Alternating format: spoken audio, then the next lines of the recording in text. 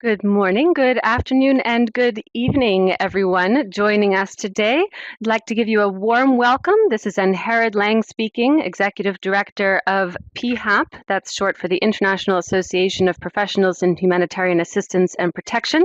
I am absolutely delighted to be co-hosting today this fifth and final session in this particular learning stream on the Humanitarian Development-Peace Nexus, jointly organized by ICVA and PHAP. Many of you are joining us once again who have participated in previous sessions in this series, and it's delightful to see such a big group joining us for this final conversation on this interesting topic. After having explored together how humanitarian development and peace actors view the current processes and discussions related to the Nexus, we'll be turning in today's event to how donors are approaching the issue. How would they like to see the relationship between these actors in the different phases of the programming cycle? How do they, donors, view the humanitarian principles, the SDGs, and the UN reform in this context? And how are they considering changing their own funding mechanisms to enable these changes? And as usual, I'm co-hosting alongside Melissa Pitati. I'll introduce her now, Policy Director with ICVA. Over to you, Melissa. Thank you so much, Anherad. It's so lovely to be back with you all. For those of you who don't know, ICVA is a global network of NGOs dedicated to principled and effective humanitarian action. I wanted to make three introductory points before we move forward with this webinar. First, as you might recall from our previous discussions related to the new way of working, to the World Bank's growing role in conflict and fragility, to the UN reform. As we've unpacked these trends and discussion topics, we've seen opportunities and also some challenges and risks. When ICVA hosted our March conference on navigating the Nexus, one of the themes that kept coming up in the conversations was how important donor behavior was in terms of contributing to how the current humanitarian system does collaborate or not with development and peace actors, and also the potential for donors to be a catalyst for change. So we thought, what a lovely way to end this series, but to provide some perspectives from the donor side of things. Of course, we don't have time to talk to every donor on this webinar, but we do have some very great speakers coming up.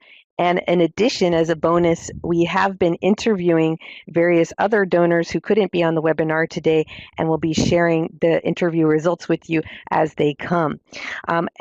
Before I proceed, I just wanted to thank all the donors who provide core support to ICVA to make these learning sessions a reality.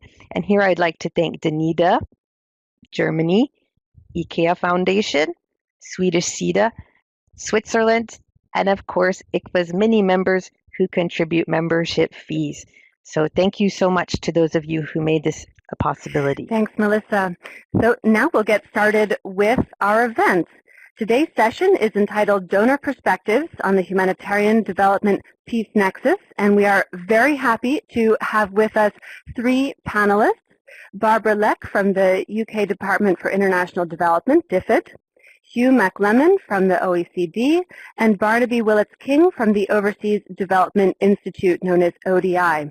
We're going to hear first from Hugh. Hugh is Policy Advisor and Head of the International Network on Conflict and Fragility, the Secretariat Development Cooperation Division with the OECD, where he supports OECD DAC member states and their partners to translate political commitments to risk and resilience into more effective programming on the ground. Prior to joining the OECD, Hugh worked in academia with the Humanitarian Futures Program at King's College London, for government as a director in the humanitarian branch of Australia's Department of Foreign Affairs, and as head of humanitarian policy with the British Red Cross. Hugh, great to have you with us, and you have the floor. Over to you. Thank you very much, and good morning, good evening, and good afternoon, everyone. It's a pleasure to be here, and thank you for having me. I'm going to spend the next 5 to 8 minutes providing an overview of DAC members' approaches and perspectives on the Nexus. Obviously, working at the OECD and working in the Secretariat for the Development Assistance Committee, the DAC, it provides us a good sense of where our members are in terms of commitments to and approaches to operationalizing the Nexus. My discussion will cover maybe 4 points. Firstly, I'll outline some of the commitments that our members, the donors, have made around the Nexus. I'll talk through some of the reform processes and where our members are with regard to financing, programming, and organizational change. Highlight some of the challenges that our members are facing around the Nexus, and touch on some of the next steps, and hopefully achieve all of this within 5 to 8 minutes. So firstly, in terms of commitments, and I think just really what I wanted to emphasize in terms of commitments is that all of our members have committed to principles of the Nexus in a number of normative frameworks, and most of you are familiar with those.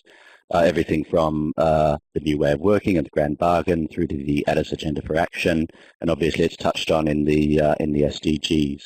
And I think that's important to bear in mind, because these are explicit commitments that donors have made to this way of working, and certainly for the NGO community, ensuring that you're aware of those normative commitments, I think, is an important aspect of working with donors in terms of operationalizing the Nexus. It's important to say also too that many of those commitments have been and are increasingly integrated into strategy documents from the donors. Australia, Belgium, Denmark, EU, Germany, Ireland, Sweden, UK.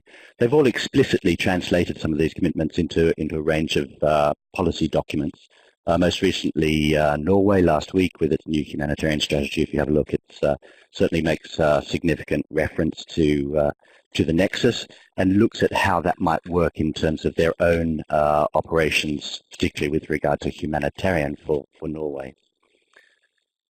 It's also a top priority for INCAF. Now, INCAF is the DAC network on conflict and fragility, and certainly over the last 12 months, there have been 3 meetings that INCAF has held, all explicitly focused on the Nexus, and I think it's probably the top priority in terms of the members' interest in that particular DAC network.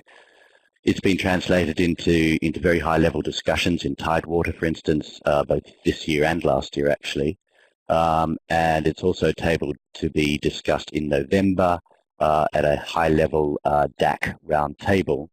And the outcome from that roundtable, I think it's important mentioning, will be some sort of legal instrument. So if some of you are familiar with, for instance, the Fragile States Principles that came out, I think, in 2009, the output from that high-level roundtable will be a similar sort of instrument that will then go to the DAC for approval.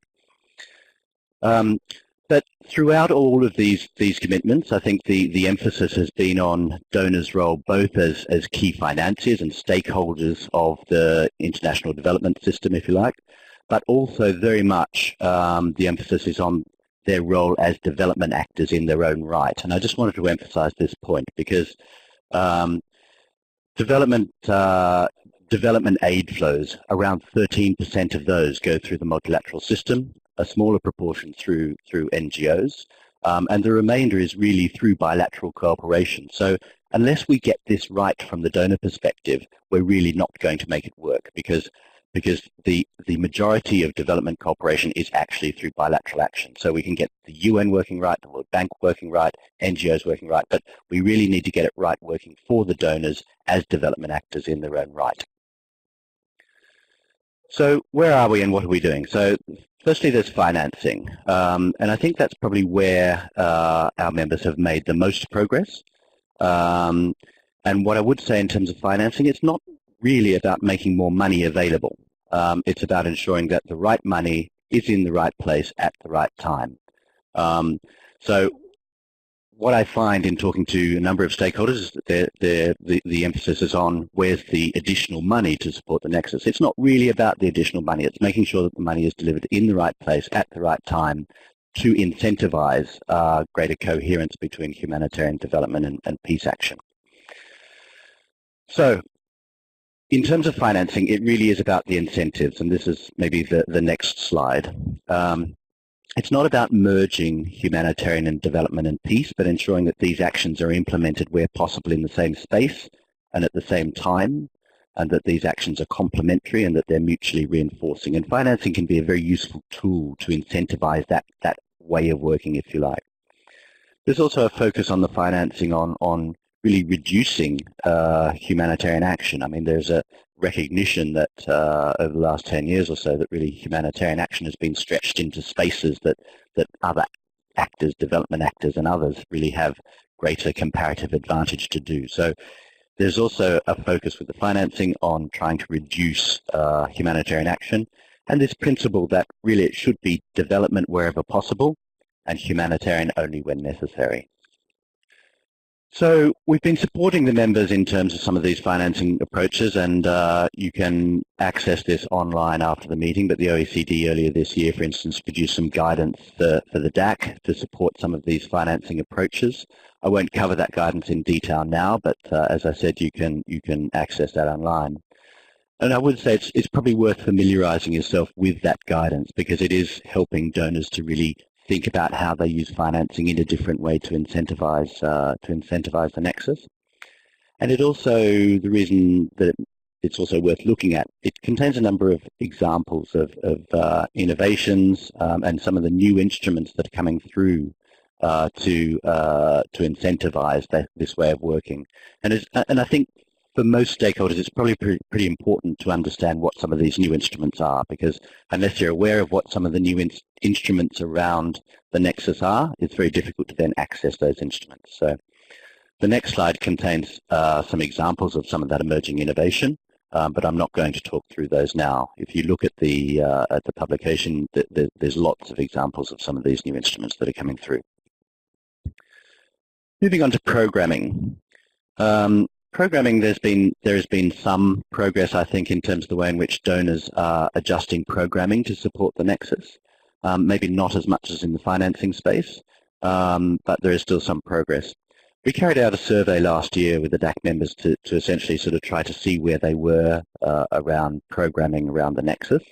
And some of the key findings from that I'll just talk through very quickly. I mean, certainly the members, all of them really, recognize the value of trying to get more coherence between humanitarian development and peace action, and they recognize that maybe some of the aid effectiveness agenda had some unintended consequences in terms of maybe focusing development too much on state building. What we also found, though, is that there's a significant variation in terms of what it means for different members, and it's conceptualized in different ways. And in particular, there are some significant differences in terms of the way in which the donors are approaching the Nexus, in terms of whether they're approaching it as a double Nexus, if you like, between humanitarian and development.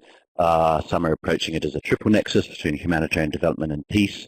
And I would say amongst all of them, there is a great deal of variation as to what that peace pillar means in the Nexus. There's also some further thinking, I think, amongst donors as to what some of the trade-offs are around the Nexus. So, for instance, some of the issues that have come up around peace agreements. So, some of the most successful peace agreements have detrimental consequences on good governance outcomes. So there's some further thinking and some further work to be done around some of the trade-offs associated with the Nexus. I think sometimes people think of the Nexus as a wholly good thing, but it, like many things, is a complex reform that leads to both good outcomes and some outcomes that you need to be aware of. The other thing that came out in the survey is that there is certainly very much consensus that it shouldn't lead to greater administration and sort of further structures, that we need to use the coordination structures and the other platforms and elements that are in place and make use of those rather than build new mechanisms to deliver the Nexus. A lot of the focus of donors has been internal, and what I mean by that is that there's been a lot of effort to get whole of government working within their own systems to facilitate the Nexus, and maybe there needs to be a bit more work on sort of external action, if you like. Most of them are also struggling with the complexity of the sort of multi-stakeholder approach that is inherent in trying to work with the Nexus and operationalize the Nexus. Again, there is some emerging innovation in terms of what the donors are doing around programming. Again, I won't go through those in a great deal of detail there, but this slide at least sort of points you in the right direction in terms of some of the things that are happening and some of the things that we think are good practice in that space. Moving on to organizational change. I think this is probably where there's been least progress from the donor side. I think donors, and not just donors, probably the multilateral system and civil society, NGOs and others, are really struggling with some of the demands around realigning systems to operationalizing the Nexus. There are some challenges in that are specific to donors, particularly when we're talking about the triple nexus, when we're talking about aligning humanitarian development and peace. For those who conceptualize peace as maybe on the harder end of peace in terms of security and diplomacy, you know, it's not within the direct control of bilateral development cooperation agency, those aspects of the nexus. That normally sits with colleagues in foreign affairs, and they don't have budgetary control over some of those actions. They have direct budgetary control over humanitarian and development actions, but not over some of the diplomacy and peace elements that probably need to be brought in to make the Nexus successful. The other elements of organizational change, there are some restrictions around ODA that I think need to be worked through. And again, particularly when it comes to some of the harder elements of peace, is that some of those are ODA eligible and some are not. So I think this is a conversation that will need to continue to happen over the next year, the next 2 years, to ensure that the incentives for the donors to have more coherent humanitarian development and peace actions are there through some of the rules for ODA. Again, there's some examples on the next slides about emerging innovations, and I'm not going to talk through those again now, but you can look at those on the slide pack. What I'd like to move to now is really some of the challenges that we see going forward. So there are 4 main challenges that we think from the donor perspective. One is around architecture, and what I mean by that is that particularly at country level, there's very little architecture in place that actually facilitates multi-stakeholder shared analysis and decision-making around contributions to things like collective outcomes. You obviously have elements of UN architecture, being the UNDAF and the HRPs, the humanitarian response plans. You have national architecture in terms of national development plans, but there's no architecture that helps to capture multiple stakeholder inputs to work more coherently across the 3 elements of the Nexus and work more coherently together. So there needs to be some understanding or some further work on the architecture. Similarly, in terms of leadership, it's not clear who leads at a country level. I mean, by default, it's tended to be the resident coordinators, and maybe that is the way forward, but I think there needs to be a bit more thinking around leadership around the Nexus at a country level. As I said before, there's still emerging consensus, I think, in terms of some elements of the Nexus, and in particular with regard to the peace element of the Nexus, in terms of whether that is primarily focused on peace building or whether it is some of the what I would describe as the harder elements of peace. And finally, this organizational diversity, and particularly for our members, for the donors, their own internal structures are very, very different. So there's no blueprint to roll out for the donors to restructure, to operationalize the Nexus for themselves. They all need to work through very different organizational structures and ways of working within their own organizations. In terms of next steps, obviously within INCAF, we will continue to take this forward as it's a high priority for our members. There will be this high-level roundtable in November that hopefully will start to develop this instrument that the DAC will then use. We're looking at other ways to help donors operationalize the Nexus through, for instance, looking at indicators in the peer review process that we facilitate for DAC members. And obviously there are key opportunities such as the Pathways for Peace report that came out earlier this year, and looking at ensuring that that is operationalized. There are also some specific elements looking at aspects of transition financing, for instance, early warning mechanisms that may help to operationalize the Nexus. looking at some of the strategic engagement between the bits of architecture that are emerging. Obviously, you have the Joint Steering Committee within the UN system, but bringing that closer to some of the discussions in the DAC, I think, would be useful, and ensuring that there is an NGO voice in those. Building on some of the country-level mechanisms that are emerging. A number of UN country teams, for instance, are starting to roll out collective outcomes, making sure that those collective outcomes are inclusive of donors, of NGOs, of governments, and that they're truly multi-stakeholder. And continuing to get a better understanding of financing, because I think financing is really key in terms of driving incentives around the Nexus. So I'll stop there because I'm sure I've used about twice my allocation of time. But I hope that's been useful, and thank you very much. Thank you so much, Hugh, for that excellent presentation. You didn't use twice your time, but I did want to make a quick comment on the poll. As you were speaking, we had a poll on which areas people find the greatest challenges in this area, and it seems to align with what you were saying in terms of the majority of people said shared understanding. Yes, shared understanding and consensus, 43.9%, followed by the architecture. So it fits with what you were saying there. We did have a question from Barbara in Iraq.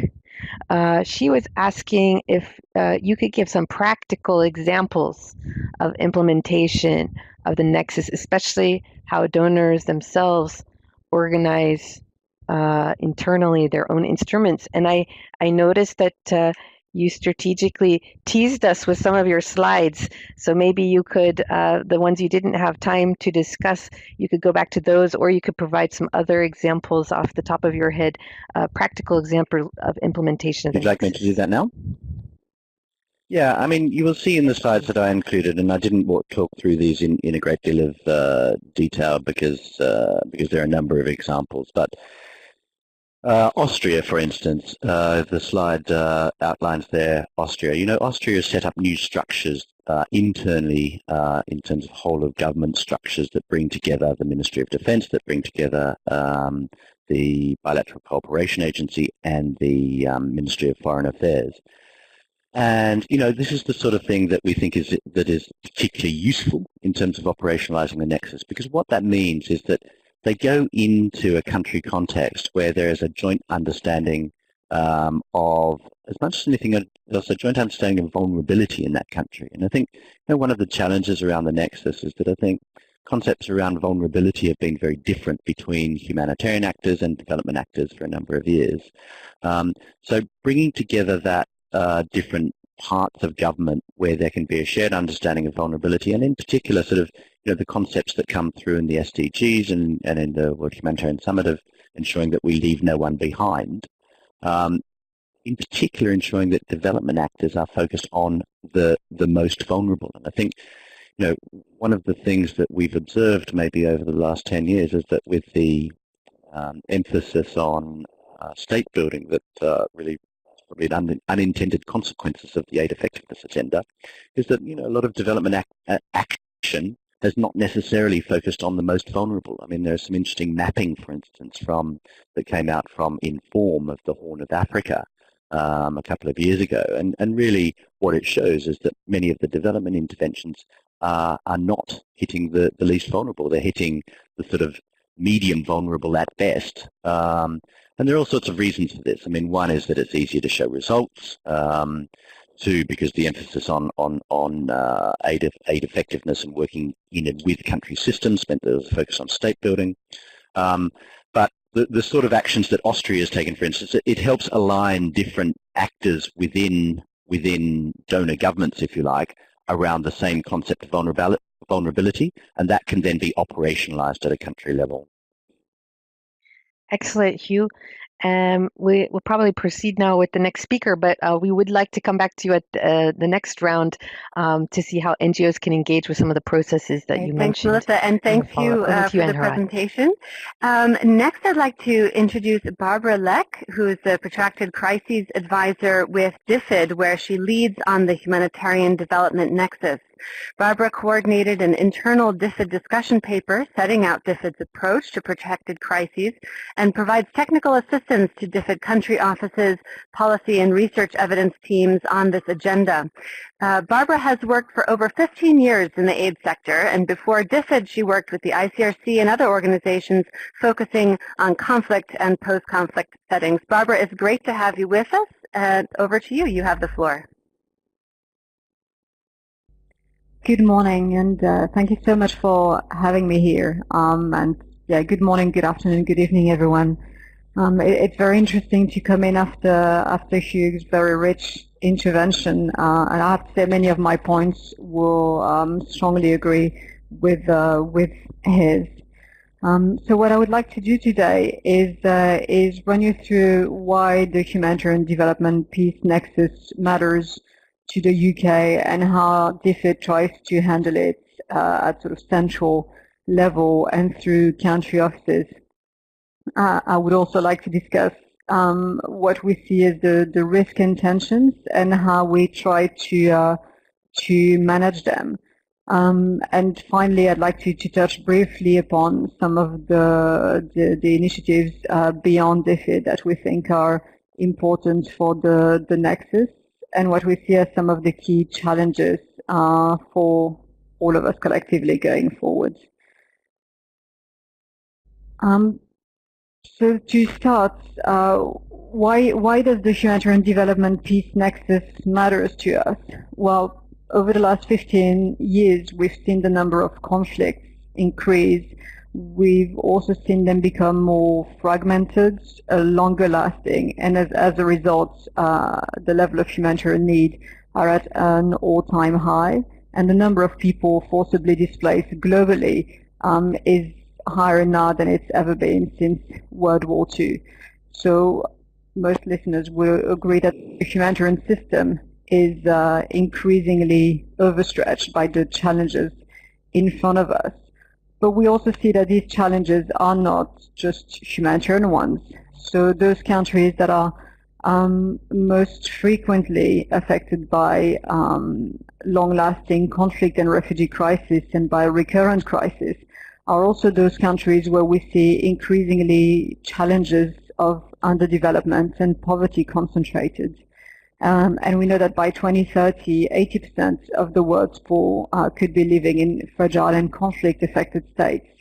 So increasingly, we're looking at interrelated problems that link fragility, underdevelopment, climate change, and protracted and recurrent crisis. And for this reason, the challenges we're facing are not challenges that either humanitarian development or conflict practitioners can tackle individually. These are problems where we need to bring our expertise or financing instruments and our analytical capacity together to be able to tackle some of the risks, some of the long-running vulnerabilities that exist, with a view to decreasing humanitarian need over time and to deliver the SDGs. So what does that mean for DFID in very practical terms? For DFID, and again I'll echo here Hugh's intervention, this is about humanitarian development and conflict teams and institutions working more collaboratively based on their comparative advantage and in complementarity.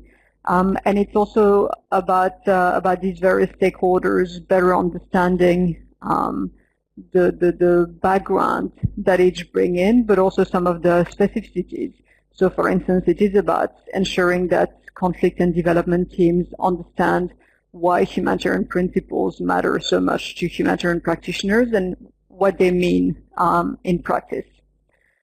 So at central level, some examples of us trying to progress the nexus in practice include an exercise that DFID is implementing at the moment of refreshing some of the diagnostics we use. So in particular, we're looking at refreshing our country development diagnostics, which is an analytical tool that we use to bring together all humanitarian development and conflict teams on the ground to discuss about the long-running risk, the vulnerabilities, for instance, poverty, and the humanitarian needs that exist, to try and agree a sort of prioritized action plan. So refreshing this tool is for us a key way to make sure we have more joined up analysis. Another approach we've been using to make progress is to make sure that new guidance that come online speak to both development and humanitarian experts in-house. So for instance, some of our policy teams have produced guidance on education in emergencies and on sexual and reproductive health in crisis. And in both instances, they've made sure that this guidance catered to both development and humanitarian practitioners rather than just one or the other. And finally, we're trying to invest in a number of research and evidence projects which are trying to tackle some of the evidence gaps on, for instance, forced displacement, on how to build shock-responsive services, on how to build shock-responsive social protection. And the common feature of all these projects is that, again, they speak to some of the evidence gaps that are of relevance to both development and humanitarian practitioners. But one of the primary objectives is to have enough evidence to enable increased development programming in that space alongside humanitarian programming. So at country level, we have a benefit which maybe some other donors do not share, which is that our development and humanitarian financing are all part of a single financing pot, which means that we don't have competing instruments. We only need DFID country offices to be able to agree prioritized plan based on a single pot of funding. And so a few examples of how we've been changing things in practice come, for instance, from Somalia. So in Somalia 10 years ago, the DFID response might have been much more heavily humanitarian. But over time, the UK has tried to shift approach, and it means that we've maintained our level of humanitarian funding. In fact, they've doubled over the last 10 years in real terms. So we've continued using this as an essential instrument to tackle some of the most urgent needs. But at the same time, we've also considerably increased investments to tackle some of the root causes of the crisis. And so our development investments have been multiplied by 6 over the same period of time to be able to work on things like security and justice, governance, health, economic development, etc. And this model of bringing together development resources alongside humanitarian ones to tackle the needs in the country differently have been brought to the fore in the case of the refugee compact in Jordan, Lebanon, and Ethiopia, which the UK has strongly supported. So in those countries, the UK contribution to the compact includes providing development financing to support formal and informal education and to support economic development for refugees, but also to benefit host communities. And of course, those programs work very much with local institutions, including the concerned ministries of education, for instance. So it's about tackling some of the essential needs of refugees and host communities, but through non-humanitarian instruments.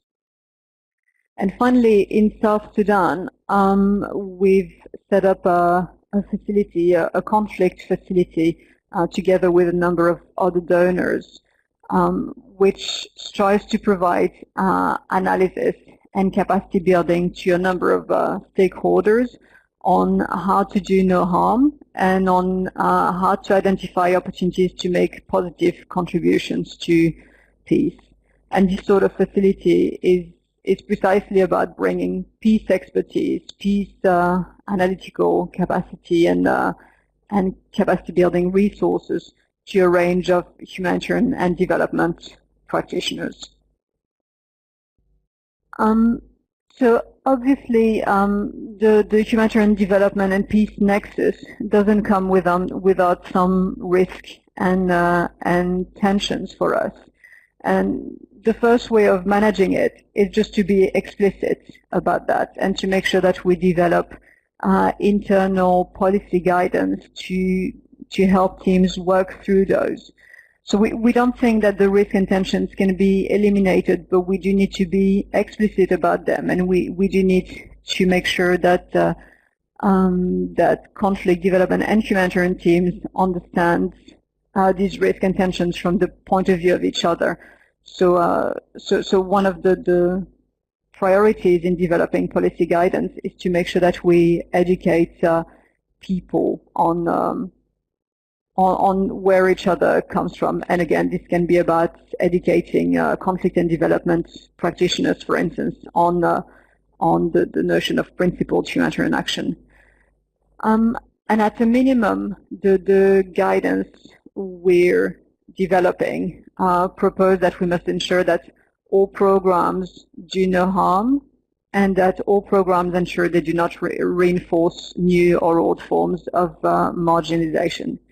In addition to that, we expect building stability interventions to ensure that they have no unintended consequences on principled humanitarian action and on humanitarian access, and on the protection of populations and of humanitarian actors. Now, of course, we also want teams to consider how and when they can go above and beyond this. So it will not always be possible, but where it is possible and appropriate and doesn't undermine their primary purpose, we expect, for instance, building stability approaches to consider how they can strengthen humanitarian access and uphold IHL. And again, where it's possible and appropriate, we would like humanitarian programs to look at opportunities to make a positive contribution to peace. So this isn't about peace with a big P, as Hugh had mentioned, but this is about looking at small local wins. So for instance, a livelihoods programs might consider how in the course of their capacity building efforts, they might also help strengthen local capacity to manage disputes on resource management. So this is still quite early days, but these are the sort of conceptual shifts we'd like to see. And so overall, we would like to see all DFID interventions make a positive contribution to stability. And when we say that, what we mean is that at a minimum, all interventions must ensure that they do no harm. That's the starting line. And wherever possible, they can look at whether they can make a positive contribution. Now, beyond DFID, there are many initiatives that we think are very supportive of improved approach across the humanitarian development peace nexus. One is we've been champions of the World Bank's increased commitment in that space, including their commitment to double funding to fragile states, the creation of a $2 billion refugee sub-window, and their work on risk financing and in crisis response, for instance. And we've actually set up together with the World Bank the London Global Centre for Disaster Protection with a view to scaling up technical assistance on risk financing. We've also been very, very strongly supportive of the comprehensive refugee response framework and the sort of platforms it helped created in a number of countries that are piloting the CRF. We think this is a very concrete example of a constructive platform that is bringing together a wide range of expertise, financial instruments, and we certainly hope that a few years down the line we will see very tangible results coming out of this initiative. We're also very supportive of approaches that promote particularly joint risk, need, and vulnerability analysis, such as the Grand Bargain, a new way of working, and the EU Nexus pilots.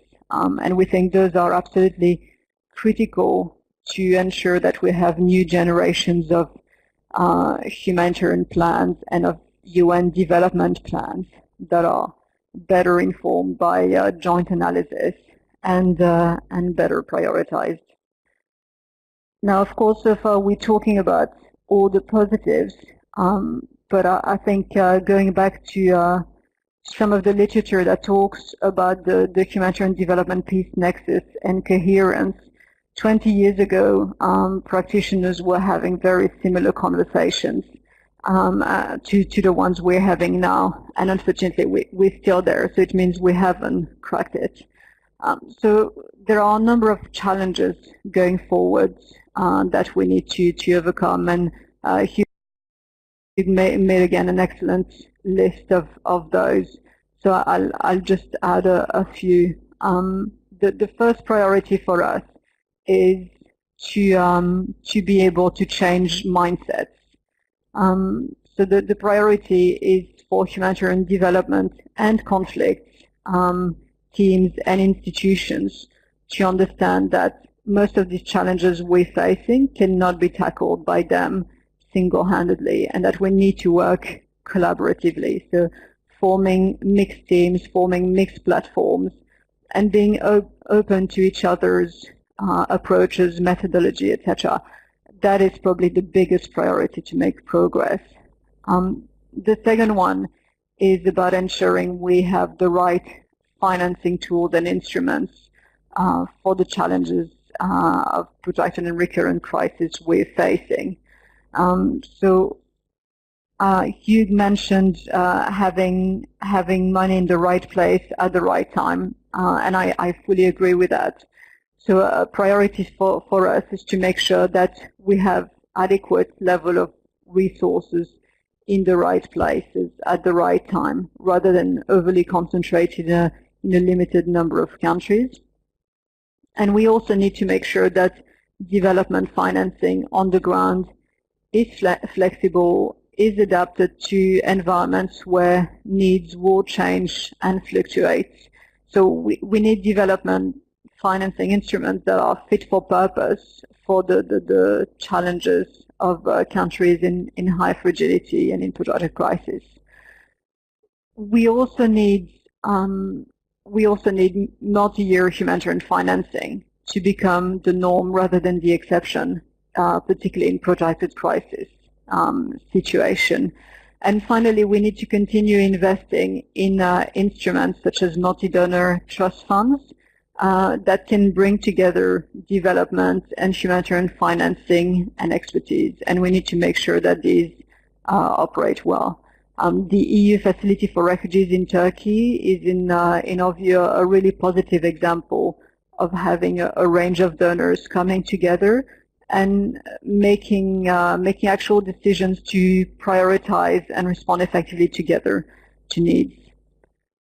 And finally, we've spoken a lot of the nexus, but my intervention might have been slightly more focused on the humanitarian and development nexus. But ultimately, for us, progressing political solutions is the biggest priority, and we need to increase financing for prevention.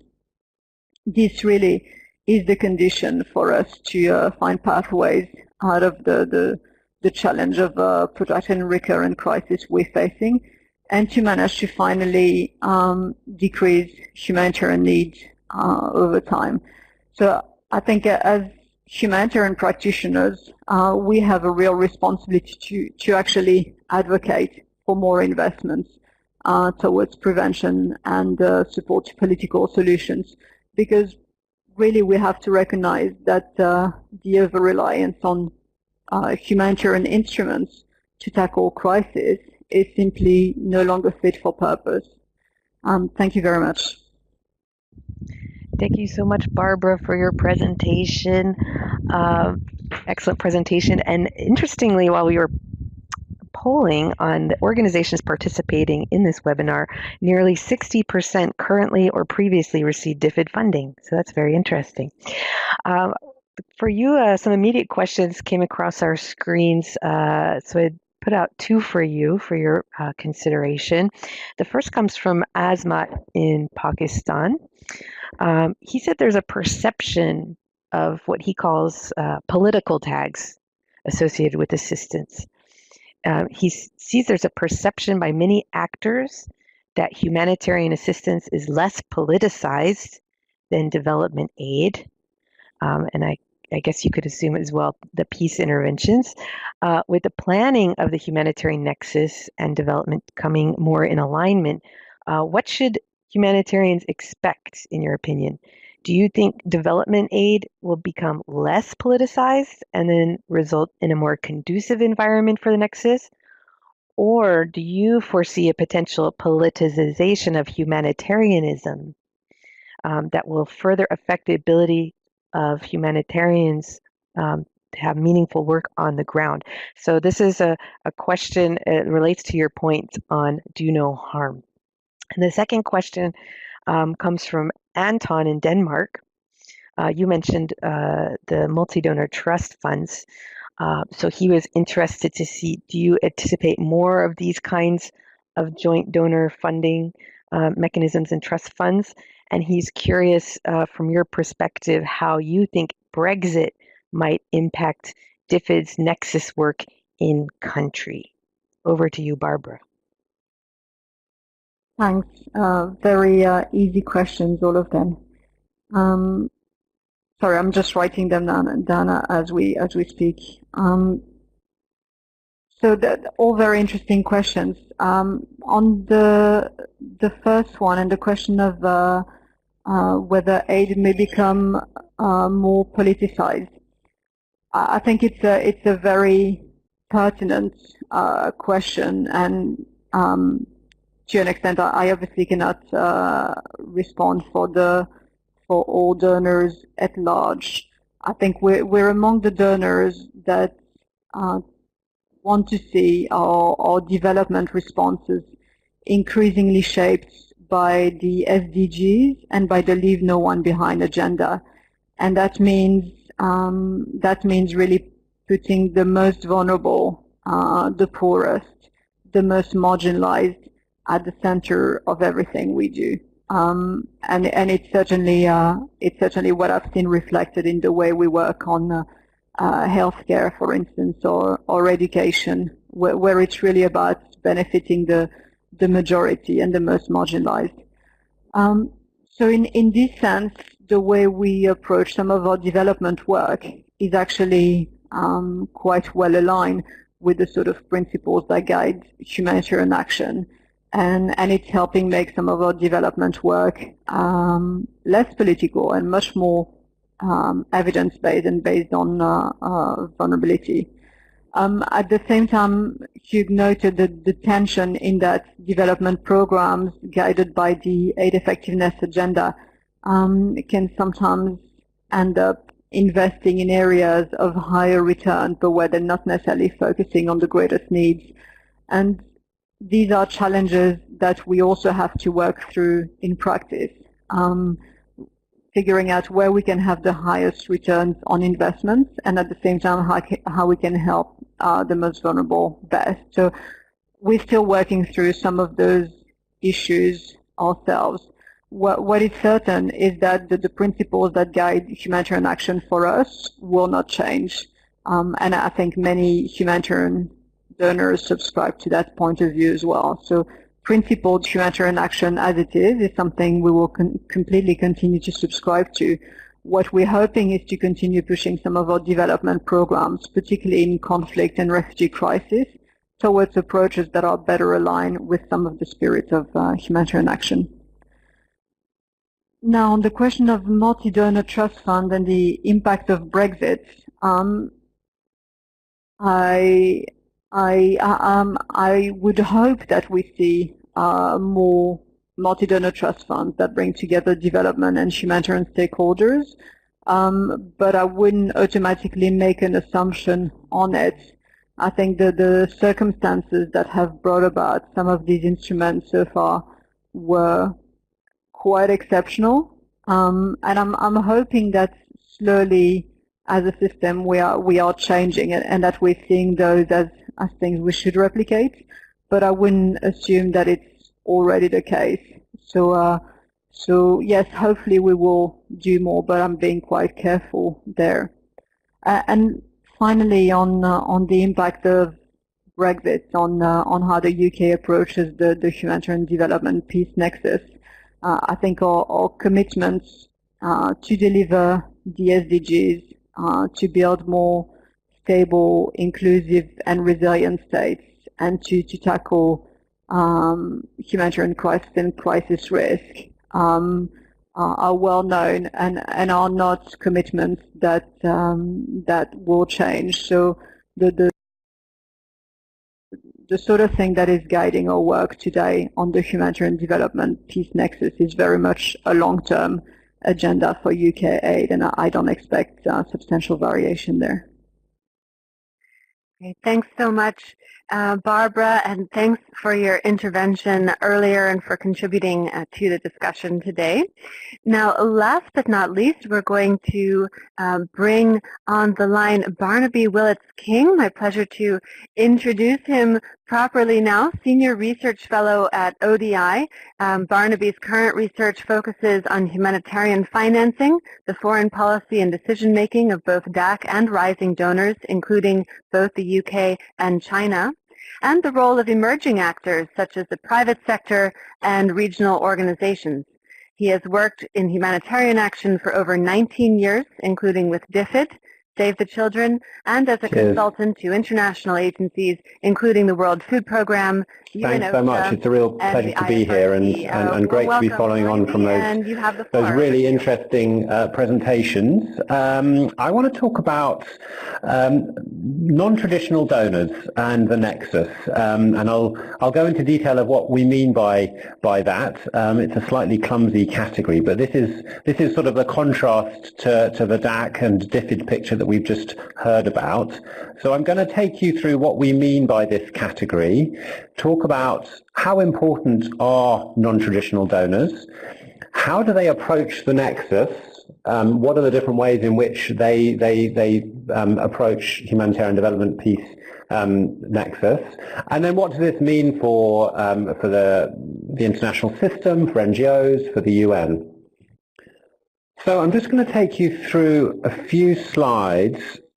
To begin with, this category of non-traditional donors, I mean, we've been doing research, as Anhara said, for several years on a range of different donors who are outside the DAC, who are not participating in a lot of the international coordination structures.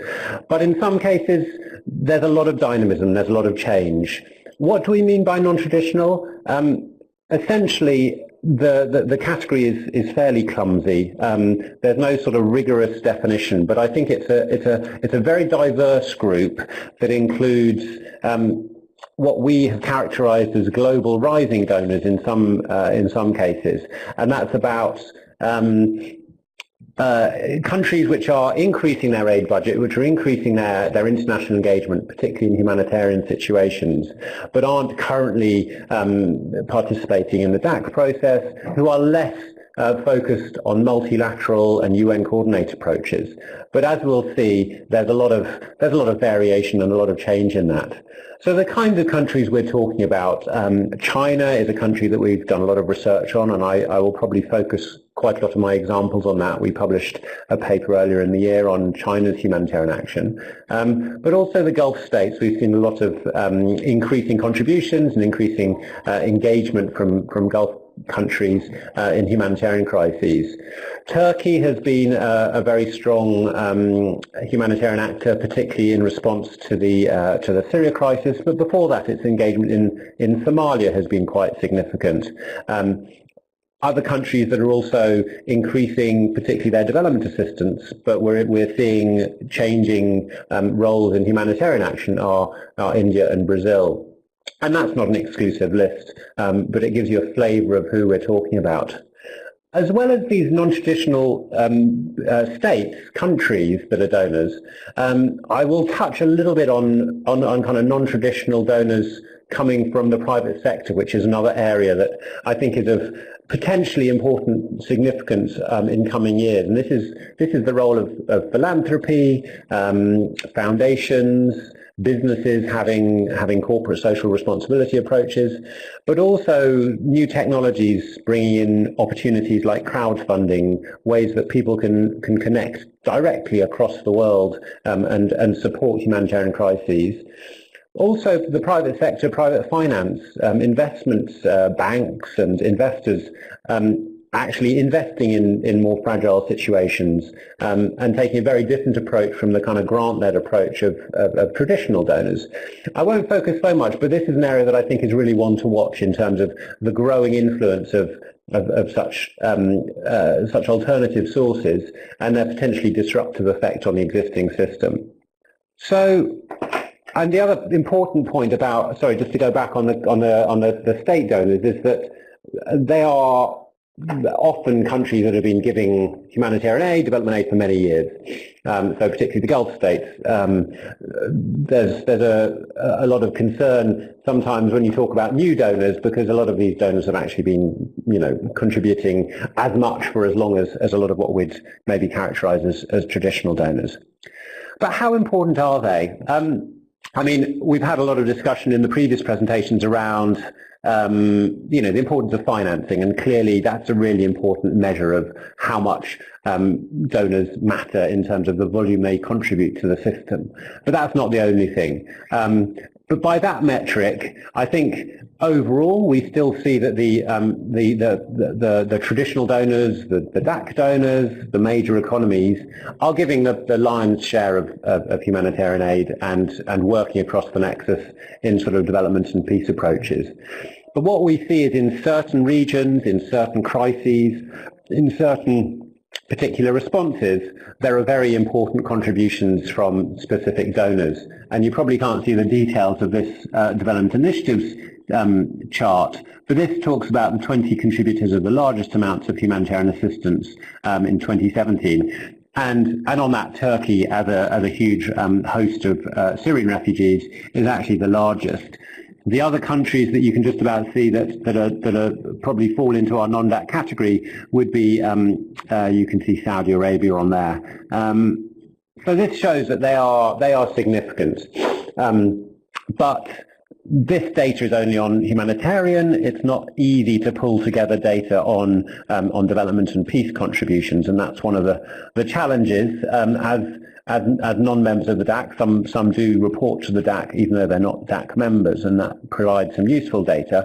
But there is less to go on in terms of the definitions of how their aid is distributed, the locations. So this sort of question of transparency and understanding where funding comes from is a challenge.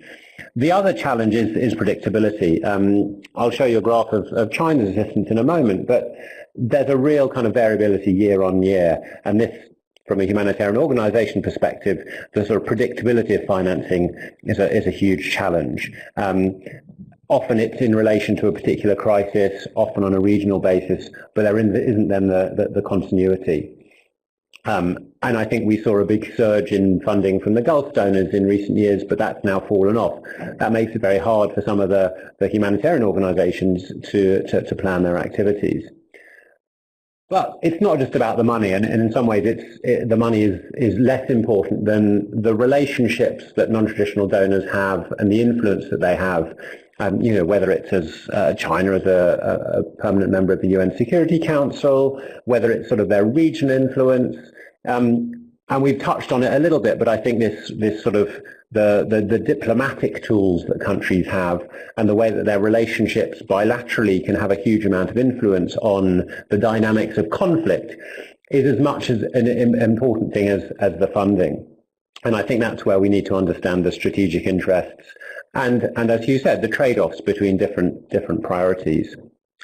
So I think they do matter. It varies, and we need to be very context specific, but also understand what the drivers are.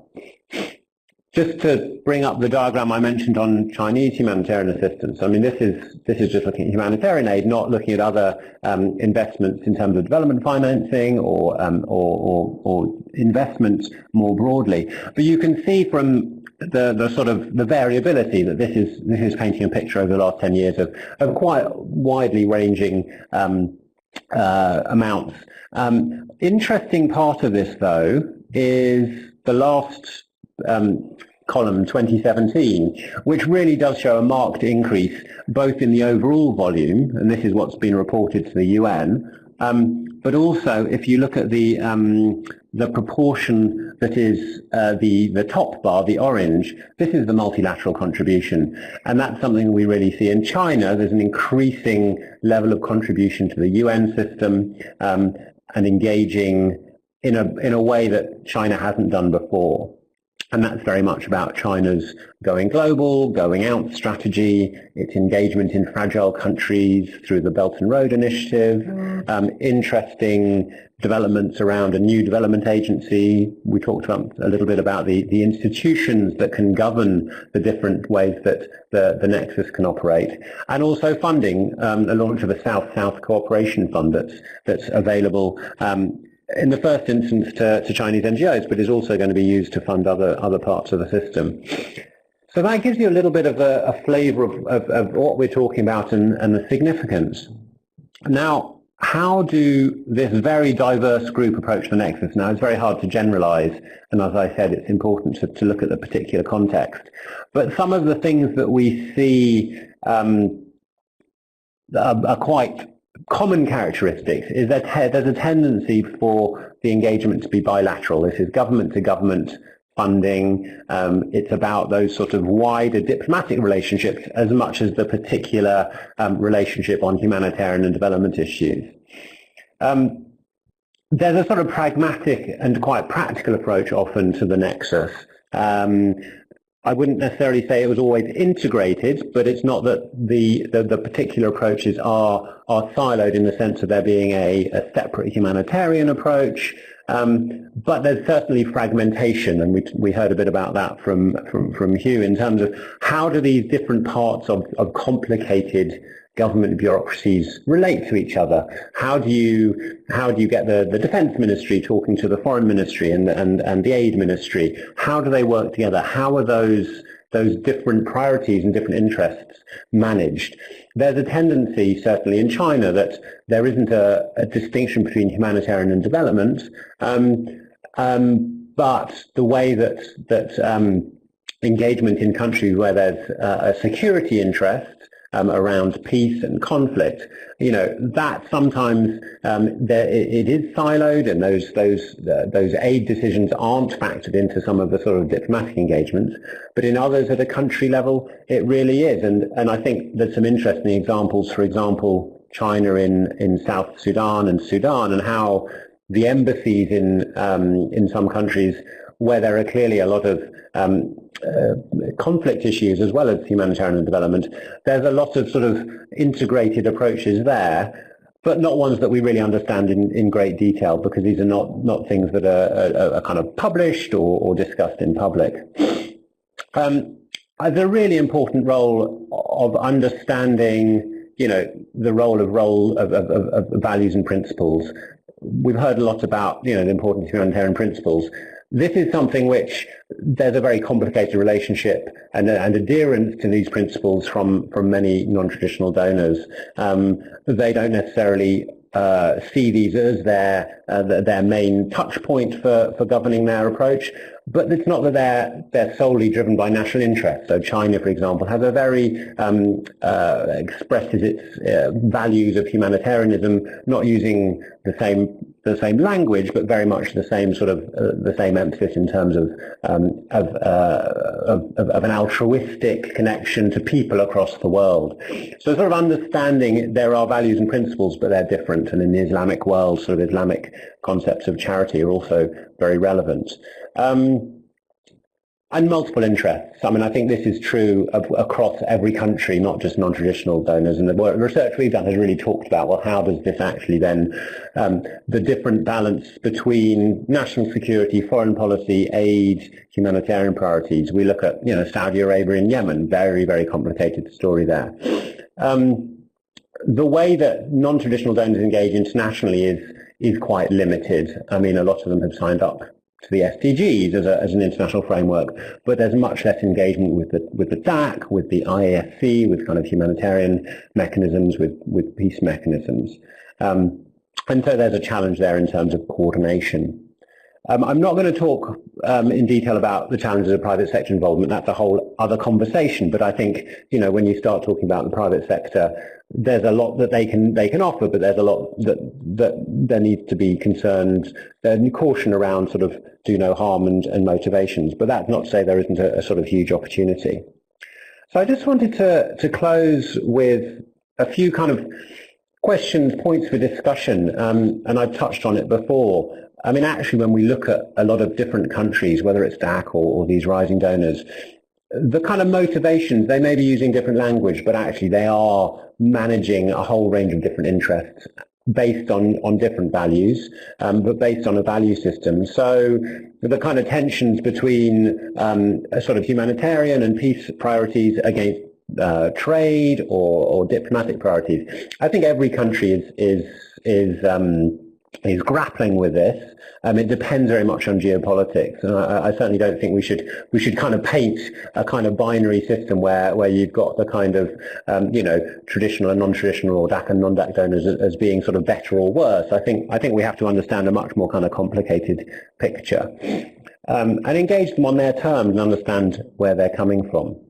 And understand the fact that they're not necessarily, China is, I don't think, going to be joining the DAC anytime soon. I don't know if Hugh knows any different, but they are very interested in engaging in their own way on their own terms. What does this mean for NGOs? I think it's a complicated picture. I think it can mean a better understanding of the role that countries play at a crisis level. I think there possibly are funding opportunities from some of these new donors, but they're not always very easy to access, and often it's very much focused on their national NGOs. But I think one of the key things is to try and find entry points to engage, and not sort of rule out engagement with countries just because they're operating according to different values, but really try and see, well, where can we influence? There's a lot of appetite to learn. I mean, China, for example, sees the risks of engaging in the Belt and Road countries, and is very keen to learn, well, how do other organizations, other countries engage in a responsible way? And then finally, sort of the tensions between different principles. I think how that's interpreted and understood by different donors is something we need to understand more, and that's certainly something where we're continuing to do a lot of research. Thank you. Great. Thanks so much, Barnaby, for the intervention. I'd like to, before handing over to Melissa for a follow-up question, just point out a very interesting response from participants on the poll. We're seeing that more than 50% of those participating in today's webinar are working with organizations that are currently receiving funding from the so-called non-traditional donors. So very pertinent, and thanks so much for bringing that into the conversation. Now over to Melissa for a follow-up. Thank you, Engerad. And before I pose a question to Barnaby, I just wanted to thank the donors online that have joined the webinar, and invite you, if you're willing and interested, to provide some additional commentary in the chat function. And if you want to share any links to your own policies or other conversations related, you're welcome to do so. So to Barnaby, I wanted to pose a question that we heard in many different ways, but I'll present you the question as it was posed by Richard from the Philippines. He asks, how do donors see local NGOs' roles in the Nexus? Do their funding mechanisms provide adequate opportunities for local NGOs to play a key significant role in the Nexus? And this might be especially interesting. Okay, I mean, your the kind of the role of local NGOs, as everyone's familiar with from the Grand Bargain discussions, is really important. I mean, how non-traditional donors approach local NGOs is, I think it's a bit of an emerging story. I mean, often I think you'll see there's a tendency to work bilaterally. There isn't a tendency to work through NGOs, except for example, China is supporting Chinese NGOs. So the Nepal earthquake was one of the biggest responses of Chinese NGOs and foundations outside China, and that's increasing. I think Turkey working through the Turkish Red Crescent and Turkish NGOs in Somalia, that's been very distinctive. That's not local NGOs that are local to the country affected, though, and so perhaps if that's the point of the question, I think that's the next step. I think a lot of the DAC donors are now grappling with how to increase funding directly to local NGOs as part of their Grand Bargain commitments, but they're struggling, and we've just about to publish some studies on Somalia and South Sudan looking at what's actually happening on the ground, because it's very hard to get an idea of the numbers, and everyone is struggling. So I think that's the next step. But I think there's a real potential role where you have a very close relationship between countries, which is often the advantage that some non-DAC countries have. They have a very strong diplomatic relationship. That could then be a way to partner between, for example, NGOs, Somali NGOs and Turkish NGOs, and do that in a structured way. So I think there's a lot of potential there, but it's not there yet. Thank you so much, Barnaby. Now I'd like to circle back to our first speaker, Hugh. You had mentioned in the closing slides some important next steps that you foresee, including the development of an INCAF principles paper, a collective statement and commitments from INCAF and the high-level DAC roundtable, etc. And we received a question from Rosemary in the UK, interested to know how NGOs can engage with the development of the INCAF principles, and any other comments you might have on some of the upcoming processes. Thanks, because you did flag it through your presentation. Roundtable, I mean, it's scheduled for the 19th of November. We will send out invitations in the next couple of weeks, but the idea really is to ensure that it's a multi-stakeholder forum. So it will include representatives from civil society, obviously from the multilateral system, and from the DAC itself. So certainly the intention is to have that inclusive conversation. There is also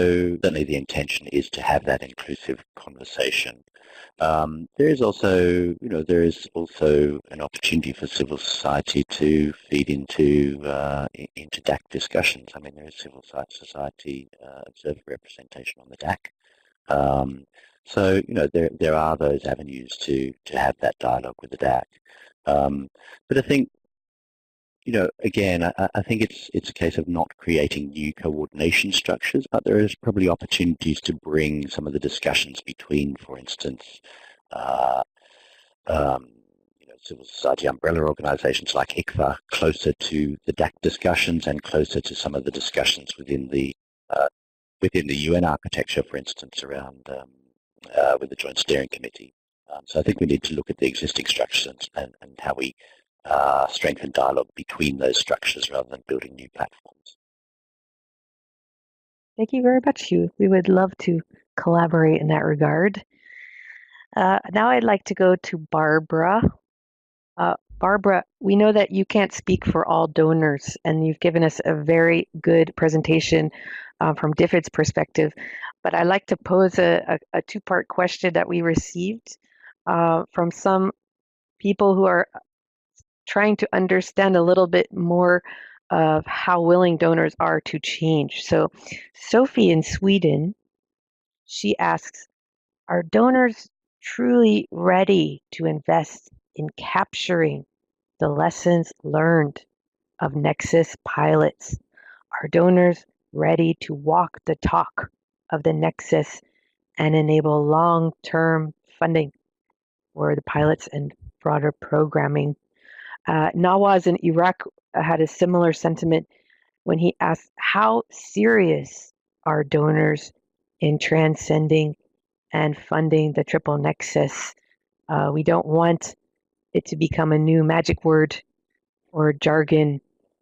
We want it to become reality. So I know you can't speak for all donors, but I'm interested in your thinking along those lines. Exactly that. I think these are all very good questions. The reality is, if we go back in history, there's been a number of countries where we've cracked this, where at the end of conflicts, we've had more inclusive governments, and the international community has been able to support these governments and help rebuild the countries. So we know it's possible. We know it's been done. We collectively probably need to spend time revisiting lessons from some of those contexts, be it, I don't know, Mozambique or Cambodia, etc., but understand what's worked well and why, and what is it that we're not doing right at the moment. I think we know obviously that it's easier to work with governments that are willing and able to support more inclusive solutions. And some of the challenges we face at the moment are greatest in countries where we feel that that we're not able to work in close alignment with national governments. And I think these are the places where it is most challenging to find solutions. But all this to say, it has been done. I think there's been tremendous work done by the OECD, particularly over the last few years, in trying to capture some of those lessons, turning them into guidance, and in supporting donors. I think there's lots of appetite, and to me it was particularly obvious in the fact that the European Union decided to launch a number of Nexus pilots. So the appetite is there, but I think what we're looking at is also fundamentally transforming the way we do humanitarian development and peace. So it's probably not a quick change either, and that might be fine. It might be okay that we need to trial something like with refugee compacts, and then take stock, and then strengthen our approaches and learn as we go, because I think transforming the way the aid system approaches fundamentally crisis, it's going to be a slow process, but slow might mean that it turns out to be better at the end of it. But my takeaway from these questions is that yes, we absolutely need to invest in learning and evidence, and I'll take that as a recommendation for us as well, and it's a valuable one. Yeah, thank you, Melissa. I mean, Thank just you, Barbara. And I the donors think are very diverse Hugh, groups, you wanted to but add just, to this reflection. specifically with regard to Sweden. For instance, over the last couple of years, we have done quite a lot of work with Sweden, sort of helping them to think through some of the issues associated with programming around the Nexus. And that included 9 pilots in some of the countries that they work in, where we tested the approach to greater humanitarian development in particular, coherence in 9 countries at different points in the program cycle.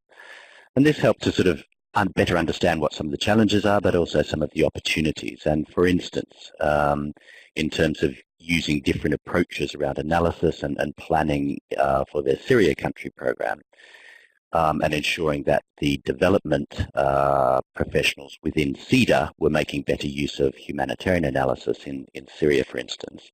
It really helped them to identify where there could be development interventions in Syria, and they could then use that analysis and that understanding to make a political case to the Ministry of Foreign Affairs for the release of development financing for Syria. So it was quite an important learning opportunity, if you like. And those lessons from that work, for instance, are captured in a learning recommendations report, looking at how that process went for CEDA, and I can send the link through to that, and it makes it quite interesting reading. Thank you, Hugh. We love learning lessons. And we've also, to complement what you said, you'll see Nishani has posted the results of our interview with Sweden on the Nexus in the chat. So you will definitely want to learn from that. Now I'd like to go back to Barnaby. Barnaby, you did make an explicit reference to the humanitarian principles when you were talking about the non-traditional donors. And we've seen in the chat function, for example, from Osman asking about what do we do when donors, including non-traditional, aren't necessarily providing support in alignment with humanitarian principles. And Linda from Turkey was interested to know more about what drives the different approaches and understandings between the donors. How do politics and perhaps the understanding of other important doctrines like the right to protect, to do no harm, and general adherence to humanitarian principles affect understandings on the Nexus? Yeah, I mean, this is a really important theme, and it's great to go back to this, because I think this is where there's a lot of potential risks in terms of the engagement of non-traditional donors in humanitarian crises, because I think we do see approaches, and I think, you know, there are examples in the chat box of where there have been approaches that would not be seen to be in adherence with humanitarian principles, and what you see in a lot of Middle Eastern countries. And I think there's some real challenges there. And so I think there's a huge role for kind of engagement on why the principles are important, why they are something that has underpinned humanitarian response in countries since the Red Cross movement was founded. But I think where there are kind of other opportunities is in also looking at the perspective from non-DAC donors who wrongly or rightly see the humanitarian principles as primarily a Western endeavor, as primarily something which is sort of governing an exclusive club of Western institutions. Now, a lot of, the Red Cross movement would not characterize them as that. A lot of humanitarian actors wouldn't characterize them as that, but there is that perception. And I think there needs to be a dialogue where the way that such values are expressed in terms of humanity, which is a pretty universal thing, but also the practicality of what does impartiality mean on the ground, are actually discussed in a way which is connecting to the particular circumstance of particular countries. And I think I can think of examples where colleagues have sort of talked very practically about, well, this is how we applied, a needs-based approach in Sudan, and this allowed us access. And I think being very practical about it, but also then understanding the kind of cultural reference point that countries are coming from. For example, China very much seeing itself as a humanitarian donor. That may not be, the widespread perception that is what is motivating China. But certainly talking to Chinese officials, the role of the Chinese state, both for China and globally, it is about stability. It is about peace and development and the opportunities that development can bring for stability. But sometimes a lot of it is down to the language and the way that particular frameworks are perceived as being Western. So it's a long way of saying we need to try and break down some of these language barriers. We also need to create spaces for a dialogue where we can actually understand both points of view, while not saying that the principles are something that can be sort of thrown out, and that certainly are hugely important. Thanks so much. This is Herod jumping in here. Very unfortunately, we are coming right up to the end of our time, so we're going to have to wrap up today's event. Thanks so much to all of our speakers, to Barnaby, Barbara, and Hugh for being part of the conversation. We've had a tremendous number of interesting questions and other interventions coming in as well from the participants, so we're all very eager to keep the conversation going. And indeed, we plan to follow up with all of our panelists with a number of the additional questions that we didn't have time to answer on air, so that we can even have some follow-up with event registrants in writing. So you'll be seeing some more information from ICVA and PHAP via email, including links to the recording of today's event, as well as links to all of the very valuable resources that were being posted both by the teams here and also by many of the participants in the chat. In addition, I wanted to mention that the event transcript will be translated so that we can provide subtitles in both French and Arabic on that recording. In addition, as mentioned earlier, ICVA is planning to put together a briefing paper on today's discussion that will draw not only from the conversation today, but also from the follow-up and with interviews that they've been conducting with other stakeholders on this issue. I am also very pleased to announce that later this year and into 2019, we will be organizing a new series of events together with ICVA entitled Navigating Change. And I'm going to hand over to my co-host Melissa to explain a bit more.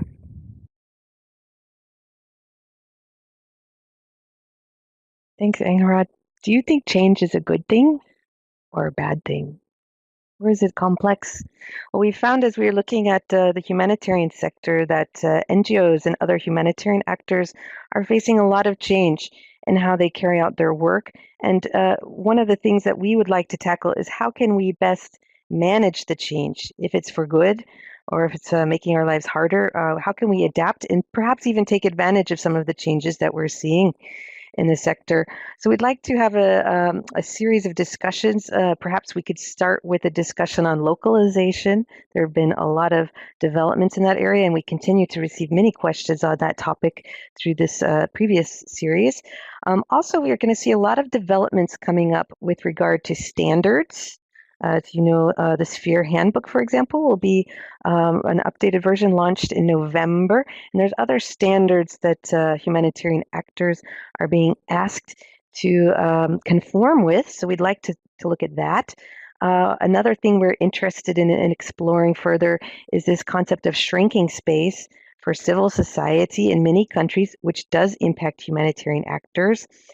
We also, as was mentioned even today in our webinar, looking at new mechanisms, instruments associated, for example, with the new Global Compact on Refugees.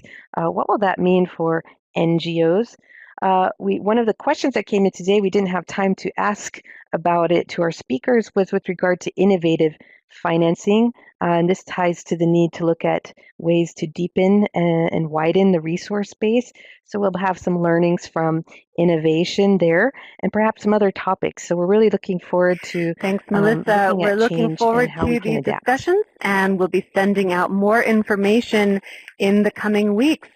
So for now, thanks again to all of our participants for their active involvement and very interesting questions, to our speakers for their valuable input, to my co-host Melissa, and also to the teams behind the scenes at both ICVA and PHAP for making it all possible. I'd like to invite all of our participants to fill in the survey that will appear as we close the event so that we can continue to improve and to take all of your inputs into account for future sessions. This is Anne Lang signing off.